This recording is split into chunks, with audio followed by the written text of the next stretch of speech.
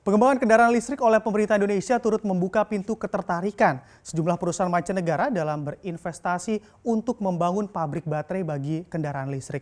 Perusahaan apa sajakah yang sudah bersiap jajaki industri kendaraan berbasis listrik di Indonesia? Selengkapnya akan saya ulas dalam Menarik Pabrik Mobil Listrik. Nah, ini bisa kita lihat di sini.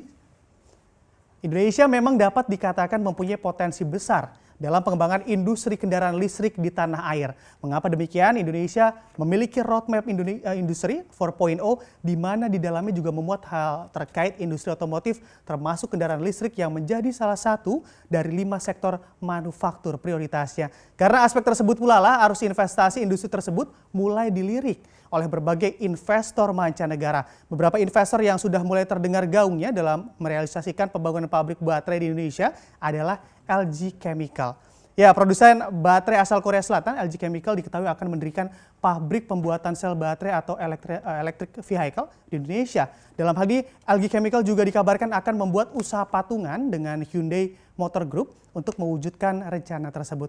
Namun hingga kini walaupun kedua perusahaan besar tersebut sudah beberapa kali menjalin pertemuan guna membahas proyek, tapi kedua perusahaan juga seirama begitu mengatakan tidak ada keputusan tentang usaha yang potensial untuk dibagikan, terlebih untuk proyek pembangunan pabrik baterai di Indonesia.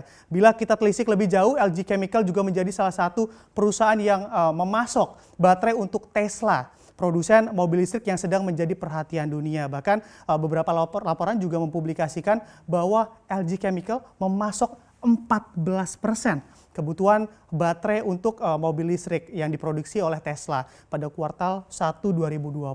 Dan sebetulnya informasi terkait rencana pembangunan pabrik baterai mobil listrik yang digagas oleh LG Chemical ini sudah sempat terdengar sejak akhir tahun 2019 lalu.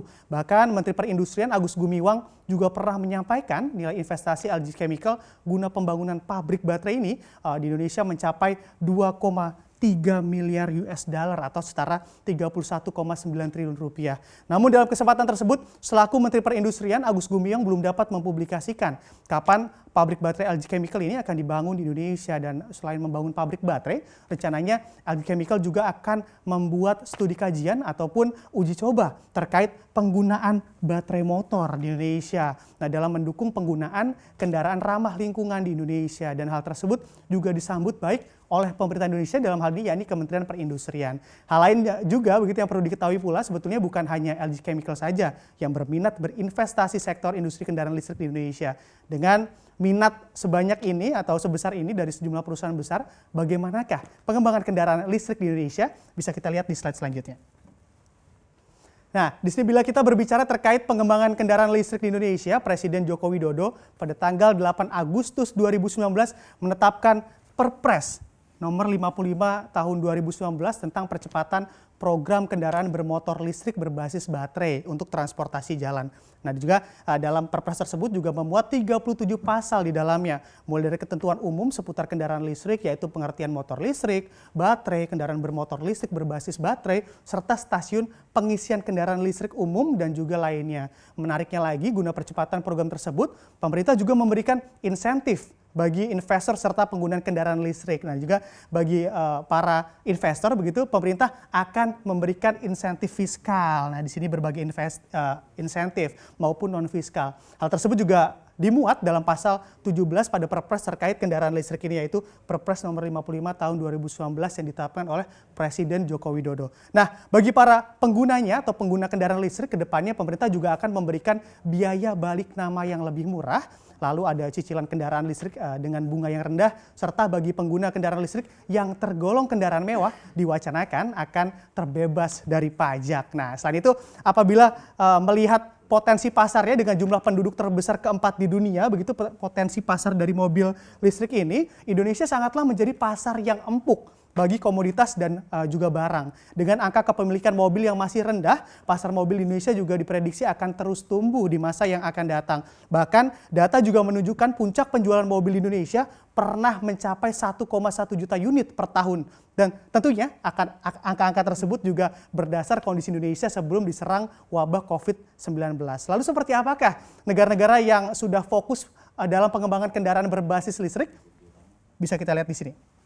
Nah, yang pertama adalah negara India. Nah, di sini negara dengan populasi terbesar nomor 2 di dunia serius dalam mengembangkan kendaraan bertenaga listrik di negaranya. Dengan populasi yang besar, India juga terbilang pasar otomotif terbesar kedua setelah China. Dalam hal ini pula, India juga menargetkan akan memproduksi mobil hybrid dan listrik sebanyak 6 juta hingga 7 juta unit dengan level teknologi tertentu pada tahun ini. Tak hanya itu, berbagai pabrikan otomotif asal Korea Selatan dan juga Jepang nih juga mempertimbangkan India untuk menjalin kerjasama terkait proyek di sektor kendaraan berbasis listrik dengan nilai investasi yang tentunya sangat besar. Negara selanjutnya adalah Malaysia. Nah, ini negara tetangga kita, serumpun. Nah, dalam hal ini pemerintah Malaysia menargetkan total populasi kendaraan berbasis listrik yakni 100.000 unit mobil dan 100.000 unit sepeda motor serta 2.000 unit bus pada tahun 2020 yang berbasis listrik. Atas hal tersebut, Malaysia juga berambisi membangun 125.000 unit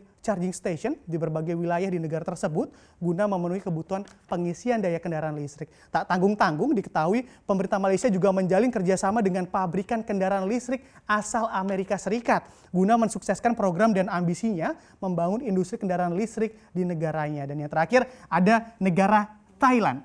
Nah, di sini Thailand sejak 2017 pemerintah Thailand juga sudah gencar membuka keran investasinya dalam membangun industri kendaraan berbasis listrik di negaranya. Bahkan di tahun 2017 saja pemerintah Thailand sudah memasang target investasi yang lumayan besar begitu, 600 miliar baht atau setara dengan 255,8 triliun rupiah.